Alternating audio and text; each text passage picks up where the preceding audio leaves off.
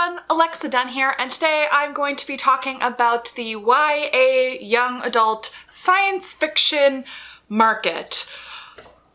Or really lack thereof, kind of. So this is a springboard off of my DOA Genres Dead Books video. This was highly requested when I kind of mentioned a few times how poorly science fiction fares in young adult fiction. I am a published young adult sci-fi writer, so I have a pretty good grasp of this. I'm very well aware of it, and I have some insights that I'm happy to share with you. Though some of this is conjecture, a lot of it's my personal opinion, but it's also a lot of sound reasoning based on years and years and years of observation, experience, and talking to fellow industry professionals. I'll say it again and again, very important. This is all about young adult science fiction. A few of my points will go into adult, but by and large, adult has a fairly healthy sci-fi market. Healthy in the sense that, in my opinion, they kind of more or less know what they're doing. And some of the things I'm going to talk about with YA, they don't. They have less of a sense, or they don't do things the same way that adult does for good reasons that I'll talk about. But just letting you know, don't panic if you're reading adult sci-fi. Sci-fi will always have a smaller market share, period, than say fantasy or contemporary, which are lovely and evergreen and very mainstream, essentially. A broader number of people find those genres accessible, but sci-fi fans are niche but passionate, and the adult sci-fi area decently healthy. YA, not healthy at all, and we're going to talk about it right now. So the thing that you have to prepare for in young adult fiction, if you write sci-fi, if you love sci-fi, this affects you as a reader as well, is that it's very cyclical. Unlike contemporary and fantasy books in YA, which are evergreen, there will always be YA contemporary and YA fantasy books selling, both authors selling their books as well as selling on the shelves, but sci-fi is simply more cyclical. It definitely goes in waves. But generally, sci-fi has never really taken off in YA, which is why it is so cyclical. It would be evergreen if there was a huge sci-fi boom that proved to publishing that sci-fi sells and taught them how to sell it, which again, we're going to talk about. Though there is one tiny exception here, which is dystopian. We're going to talk about that as well. Obviously, if you are a sci-fi fan, you know this too, that sci-fi isn't just one thing. There's so many subgenres within sci-fi and different types of stories. And dystopia was actually a huge boom in YA that encapsulated post-apocalyptic as well, and a lot of dystopia and post-apoc books during that huge boom that started in about 2008, 2009, and kind of started dying in 2014. Most of that was sci-fi or had like sci-fi elements. To my mind, I think the dystopian boom proved that YA readers do like sci-fi, that sci-fi is accessible to YA readers, but there's this cognitive dissonance in YA, both with readers but also, importantly, the publishers, that, oh, that doesn't count. Dystopian isn't really sci-fi.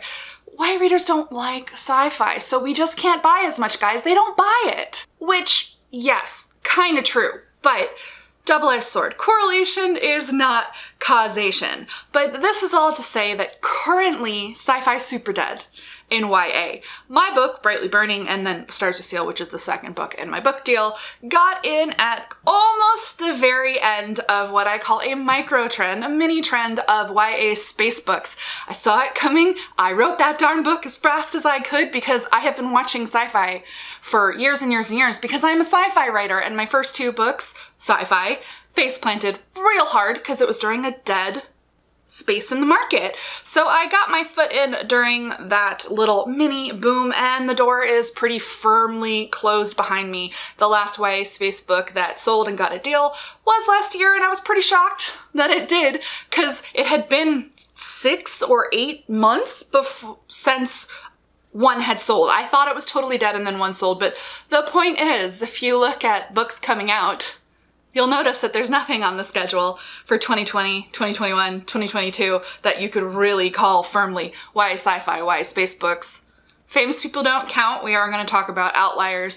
Basically, if Jay Kristoff and Amy Kaufman want to publish sci-fi, they get to publish sci-fi, but that doesn't count for the rest of us. Publishing essentially wanted to replicate the success of Illuminate, which I would consider an outlier in terms of sales and success, and also Star Wars, but when you see a trend in media, especially when it comes to sci-fi, it almost never is scalable or replicable in publishing. You want to think that, but it simply hasn't been proven to be true. The long story short is everyone wanted another Illuminate, and none of the YA space books that they bought, I include myself in this, broke out the way they wanted. But we're going to talk about YA publishing's expectations for sci-fi books, which is part of the problem. Okay, so why does YA publishing think that YA readers don't like or want sci-fi? So this is where we get into the kind of speculation that like in your gut, you're pretty sure is true, and it definitely echoes what we've seen in other places, but I'm gonna be safe and call this conjecture, which is sci-fi has a gender problem. I mean, sci-fi has a gender bias problem even outside of YA, but it is something that has been getting a lot better, but it is alive and well in YA in a way that I think actively does create this problem of YA sci-fi, and that is the misconception, which is that women don't like sci-fi. But with the whole chicken and egg thing, it is true that because of gender biases, fewer girls have grown up with sci-fi influences, which in turn makes it less likely in terms of volume that you'll have quite as many women who passionately love science fiction.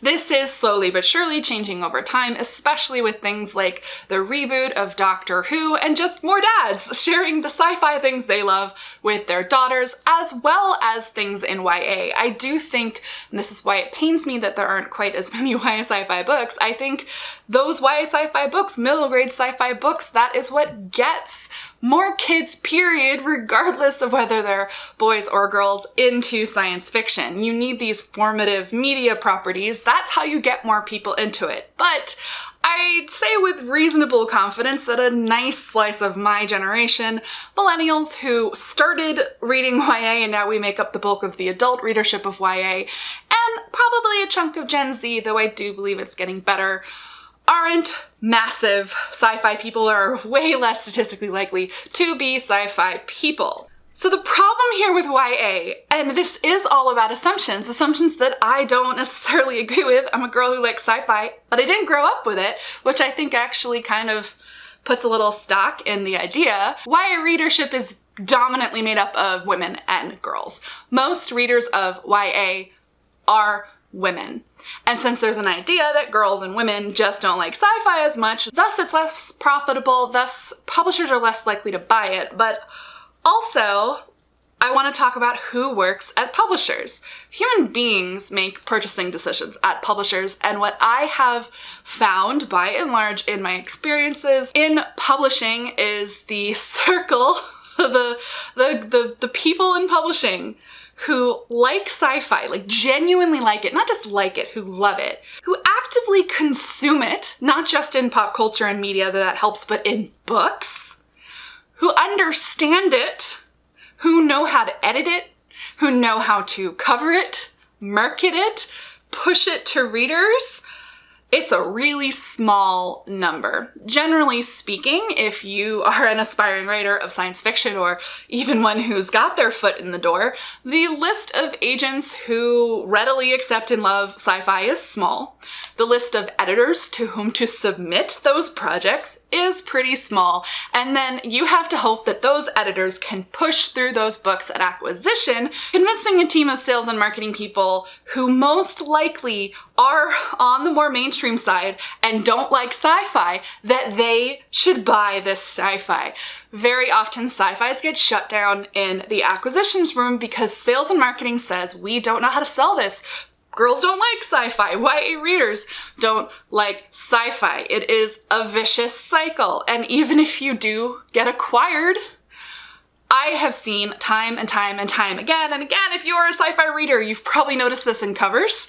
You've probably noticed this in marketing and buzz, that you haven't heard about sci-fi books, or that cover was kind of weird, or man, that marketing was really misleading. I didn't get the book I thought I was getting, and that hurts sci-fi writers. If there's a bait and switch, if the marketing team markets your book as one thing, but it is actually another, especially a subgenre of sci-fi, because not all sci-fi is the same. And marketing and publicity and sales teams, I find, just don't understand sci-fi. And all the subgenres of sci-fi, well, if it's marketed poorly, it definitely isn't going to sell very well, which perpetuates the idea in YA publishing, well, sci-fi doesn't sell. Chicken and egg, though. Does it not sell because the publishing houses don't know what the heck to do with it? Does it not sell because they almost never buy it? Or does it not sell because legitimately there's just not an audience for it? Well, I want to talk about that audience. This is the catch-22 of science fiction in general as a genre and the YA model. Sci-fi fans generally are fewer in number, you could call them niche, but they are very, very passionate. If you're a sci-fi fan, you know this. If you love sci-fi, you love sci-fi, especially certain tropes in sci-fi. You will devour anything that covers that trope. TV, movies, books, etc. When you find a property that you love or an author who does it really well, you will be loyal to that property and to that author in a way that, honestly, fantasy and contemporary don't often inspire that level of loyalty that sci-fi readership does, but the sci-fi readership is inherently smaller. What accounts for pretty good sales of a sci-fi novel just can't hold a candle to what is considered pretty good sales for a YA fantasy book. Just to give you a ballpark, to be honest, in YA, if you sell, honestly, even 5,000 copies of your YA sci-fi, you're doing pretty well. If you sell 10,000 copies of your YA sci-fi, you're doing really well. Here's the problem. Contemporary fantasy, I'd say 10,000 copies is the bare minimum of what you would probably need to sell for a publisher to be happy with you, and honestly, it needs to be way more. A really successful YA fantasy is going to be selling, probably hundreds of thousands of copies, but a moderately successful one is going to sell 20, 30, 40, 50,000 copies at least, because fantasy and or contemporary they are more mainstream, they are more scalable. So a sci-fi in comparison, a YA sci-fi will always look like a failure to the publisher relative to those other genres. And YA is all about volume. YA has been single-handedly supporting the book industry for a really long time because of the volume that YA books move. But that volume is slowly drying up. There is a YA saturation problem across the board. There are too many books and fewer people buying them generally. That's just a general YA problem, but this is especially squeezing out sci-fi, which is doing more or less the same numbers it has always done, but they don't look very good because when every sale counts, they sell less. And just speaking again to that niche readership, or the readership in general in publishing, YA publishing, not knowing what to do with them, I've seen so often YA publishers try to market YA sci-fi to the big mainstream audience, and that often does lead to that misleading marketing. You can't just say, oh, it's Firefly or oh, it's Star Wars if it's neither. Or maybe it has a little bit in common with that, but think about it. How many books have you seen comp to Firefly and or Star Wars that were nothing like either of those things? That's because YA is trying to cast the broadest net to pull in readers, but when you pull that bait and switch, you're going to piss off the readers, especially the mainstream readers who don't actually like sci-fi and get tricked into reading those books. Another thing I think about sci-fi readership is that sci-fi readers, because they are less mainstream, they are more niche, they know their genre and they know what they like, I think that you can pander to them a lot less. I'm not saying you can't have cheesy, super commercial sci-fi. Hi, I wrote one, never claimed to be the deepest writer, but regardless, I do think sci-fi readers have a slightly higher bar in terms of tropes and how derivative something can be, and honestly, because again, the YA publishing industry doesn't know what sci-fi to buy, I think they've often made the wrong choices for what would actually sell and develop an audience, because for every really great one that you've seen, there have been 5 where you're like, okay. I just think that the mistake I've seen over and over again is YA sci-fi being marketed the same way that highly commercial, mainstream, frothy YA fantasy is. I just think that is a huge mistake. I've also seen that publishers can't seem to distinguish between hard sci-fi and soft sci-fi, which are different things. And again, with the subgenres, you cannot market a grounded post-apocalyptic story as a space opera. They're 2 different things. The thing is, I genuinely believe in sci-fi as a very broad genre, a genre with a lot of subgenres, with a lot of different tropes that you can explore and different types that you can do. There's light sci-fi, hard sci-fi, grounded sci-fi, which is kind of, light sci-fi is really grounded. There's romantic sci-fi, there are adventure space dramas, just adventure sci-fis with romance, without romance. There's all these different things. But publishing doesn't seem to buy this wide breadth of sci-fi. And then if they do, but they usually don't, they don't know how to market it. And let's talk about why. So now I'm going to talk to you about money, advances, buzz, debut culture, and really I hinted at it, how YA works and how it moves books. So YA is a marketing category, and it is a volume marketing category because of obviously we've had some massive hits, Twilight and the Hunger Games and Divergent and Red Queen. YA books can move massive, massive amounts of inventory and reach a very broad spectrum of readers. Because of this, YA loves to take big risks. This is why you see much higher advances in YA. 6-figure advances, I mean, they're not the most common in YA now. They used to be really common, but they definitely do still happen. But they are almost unheard of in adult fiction, very uncommon in adult fiction, including and especially adult science fiction. So advances should be based on projected sales, on how much money a publisher thinks they can realistically make off of your book. And what YA likes to do is bet real high on a lot of books. And then it really varies how much they actually promote those books and how the buzz works for those books. And because, as I already mentioned, they really have no clue how to market sci-fi if they do purchase it, what has happened over and over and over again for YA sci-fi is it has been acquired for way too much money. Then they market it poorly if they market it at all, and then they get mad if it doesn't sell a lot of copies. And so I think that this high advance, big push, big sales model of YA actively hurts YA sci-fi. In adult sci-fi, the advances aren't that high. They're modest. They're low to mid 5 figures, usually especially if you are a newer author. Sci-fi authors build readership over time, so those advances will build over time, and those royalties will build over time. Again, it's that niche audience, but loyal audience. You need to grow a sci-fi writer's career. I mean, really, you need to grow anyone's career, but YA is terrible at growing careers nowadays because they are so wrapped up in debut culture, buying the hot new thing, pushing it out the door, and if it fails, they just don't buy another book from that author. They move on, or if they do buy another book from them, they don't do much for it. So thus, honestly, that's a general YA problem where we have a lot of people who simply cannot sustain careers. I have feelings, but in YA specifically, they pay too high advances, or if they don't pay a high advance, they then don't give it marketing because it didn't have a high advance, and isn't that a cycle? But what I think is smart about adult science fiction is they pay modest advances.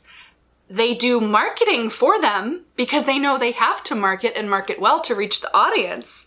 They reach the audience, it sells a decent amount of copies, and then an adult science fiction author, if they're writing consistently and they're good and their publisher is working with them well, has a pretty good shot at earning out over time, earning out on certain books, building their advances steadily to build a career, and YA doesn't do that.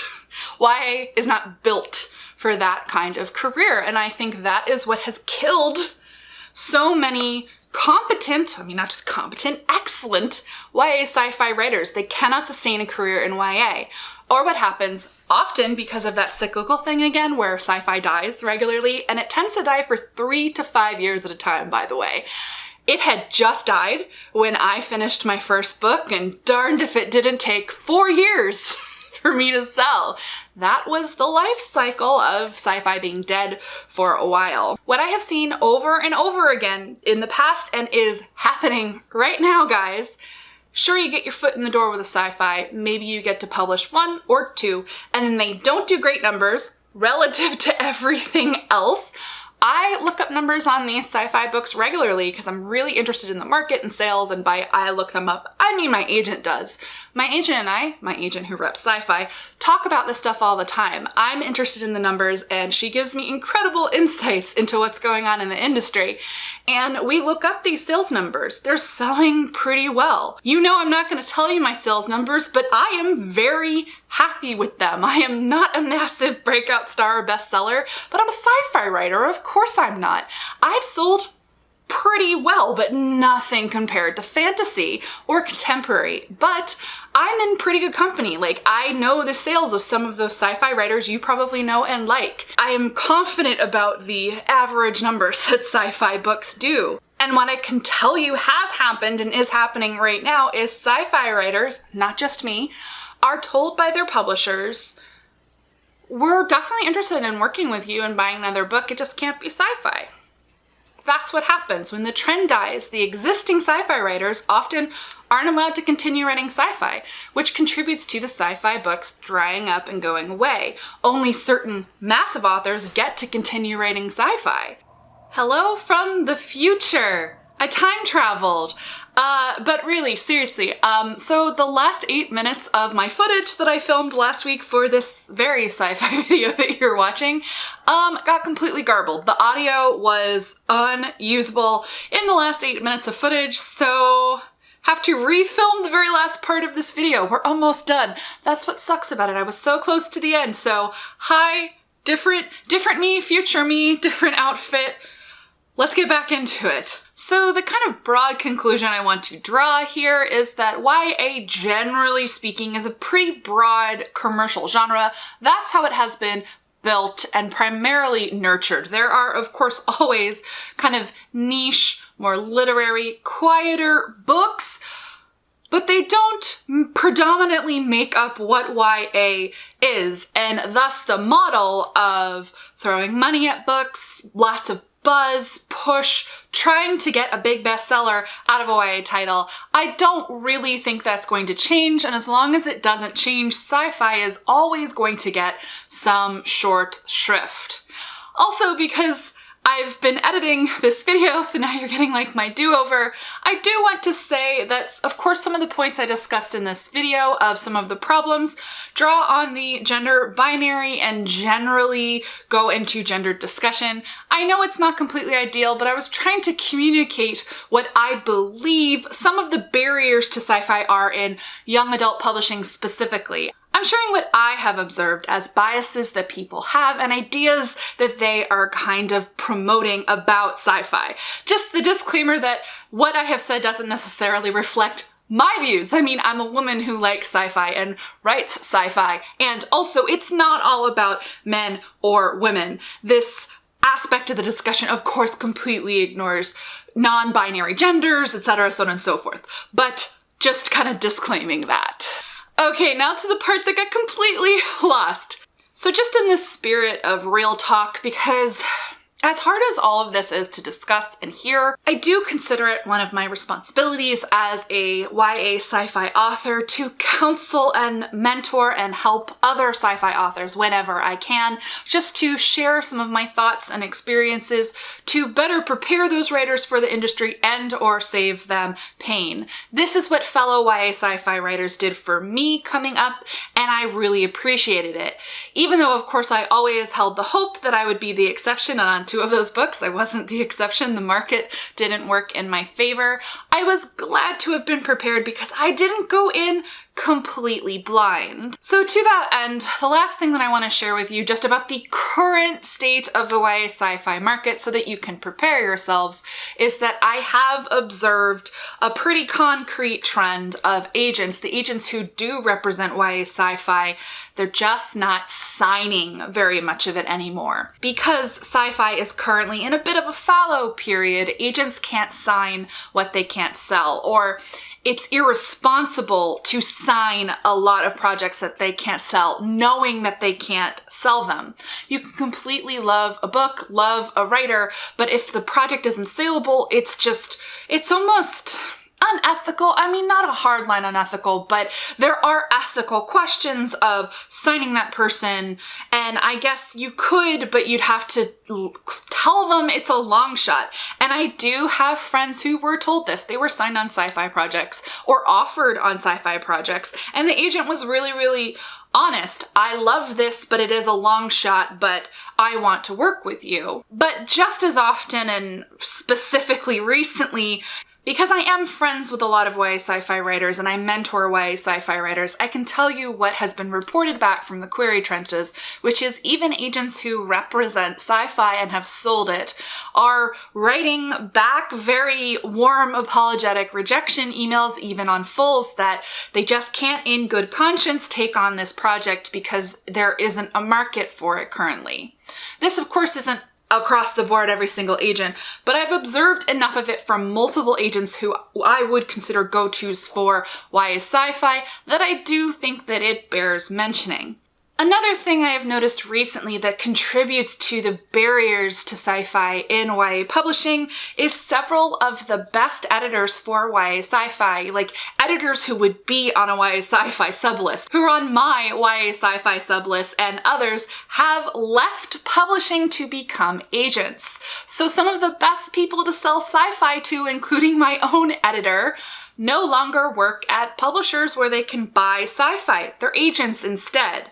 So that's good in the sense that, of course, they might sign sci-fi, but there are fewer editors to sell sci-fi to. So unless those publishers are replacing those editors with editors who have similar tastes when it comes to sci-fi and knowledge bases, well, we're going to continue to see a sci-fi scarcity problem in young adult fiction. But, as I mentioned, always ending on a somewhat positive note, sci-fi always cycles back around. I mean, seriously, I'm going to talk about dystopia again, the one that just has me scratch my head and be frustrated. Dystopia is a sci-fi subgenre, which means sci-fi was huge in YA for a really long time, but because no one in YA will admit that dystopia was and is sci-fi very often, not all of them, but a lot of them were, I was a happy little sci-fi reader during the dystopia craze because I got to read a ton of books that had the tropes that I really enjoy. But because YA publishing doesn't quite recognize that, we continue to be told YA sci-fi doesn't sell. So, what should you do? Keep on keeping on if you love sci-fi, if that is what you write, but be as flexible as possible. It's all about kind of the subgenres of sci-fi and the tropes that are more appealing to the YA readership and more also appealing to a broader spectrum of agents and editors. There's just some sci-fi that is more accessible, essentially. And also just that there are mini trends. So the trend that I got in on was a mini YA space book trend. Publishing bought a ton of them. The year that I debuted, I think there were 18, 19 of them. I did a whole video on them, but that is not the case anymore. But the next sci-fi wave could be a totally different subgenre of sci-fi or a different collection of popular tropes. There's also the option of doing sci-fi crossover, essentially. You can mix sci-fi tropes with fantasy tropes, for example, or you can mesh sci-fi tropes with contemporary tropes. They're essentially genre mash fiction.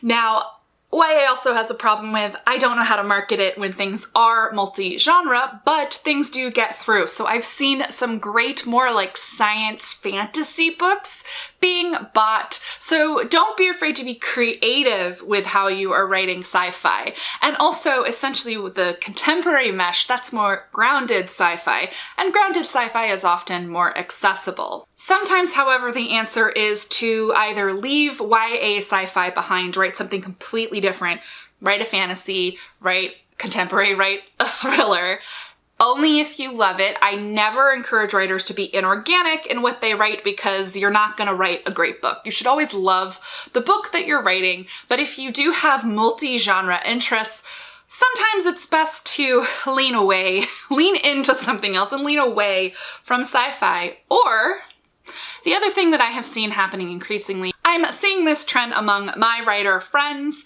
is moving into adult science fiction, taking projects that started as YA ideas or were written as YA and rewriting them to be adult. It's a very thin line between what makes a book adult and YA. If you have a YA writing style, it's easier to convert something that's been written in a YA style into an adult than it is to go the other direction. This is because plenty of adult sci-fi has young-ish characters. So if your characters are 17 and you can't do it as a YA, you can make them 19, 20, 21 and make small tweaks to the story to make it fit in that market. Not to have everyone running away from YA sci-fi, but I do know several people who are honestly happier now writing adult science fiction because there's a lot less bias, there's a lot less stigma, and they're just treated better.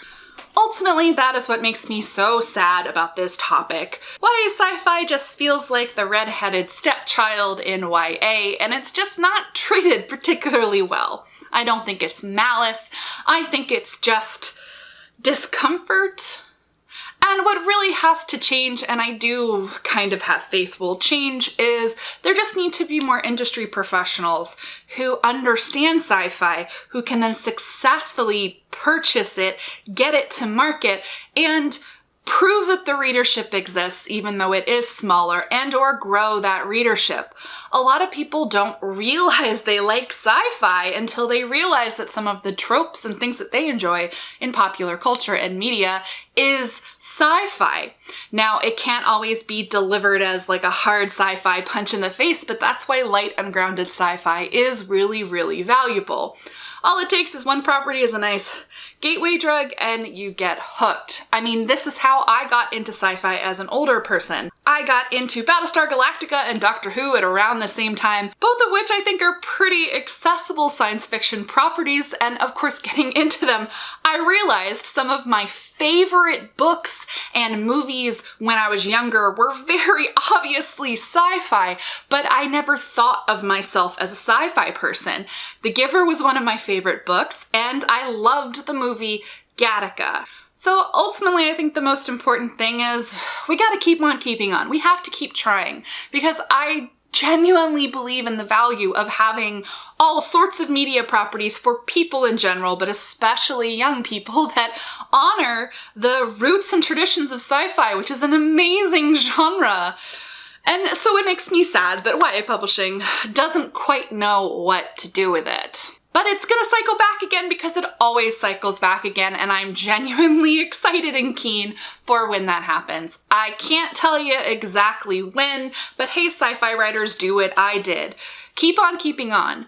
Write another book. Try again. Keep your eye on the market. Have those back burner projects and be ready to spring into action at the right moment. I'm gonna stop myself here as I've already recorded way more than the original lost footage, and I hope this slices together okay. I hope I haven't depressed anyone too much. Really, this video is to just kind of share some of the knowledge that I have and opinions so you have a better idea of this aspect of the YA fiction market. It is frustrating, but it's also fascinating, and I, honest to God, hope that it changes. Have thoughts on this? Leave them down below in the comments, and in fact, let's use the comments section for some good. Drop your favorite YA sci-fi recs down below, because YA sci-fi does go in cycles and sometimes just doesn't publish any for a while. The buzz cycle leaves behind a lot of great sci-fi, so let's get to wrecking. Give this video a thumbs up if you like it, and if you're not already subscribed to the channel, go ahead and do that. I post new videos 2 to 3 times a week.